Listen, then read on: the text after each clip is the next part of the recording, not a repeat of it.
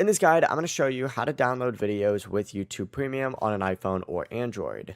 Before we get into this guide, make sure to like the video and subscribe to the channel with all notifications on. It really does help with the channel and it lets us know that you want more content like this.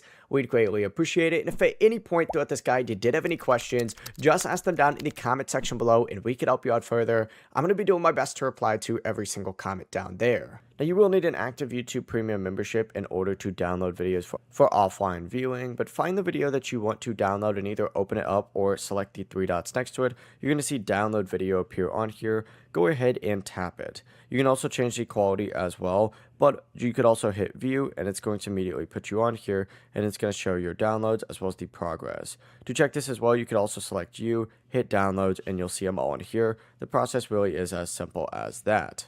Before you leave this guide, make sure to like the video and subscribe to the channel with all notifications on. It really does help the channel and it lets us know that you want more content like this. We'd greatly appreciate it. And if at any point throughout this guide you did have any questions, once again, ask them down in the comment section below and we could help you out further. I'm going to be doing my best to reply to every single comment down there. Have a great rest of your day though. Peace.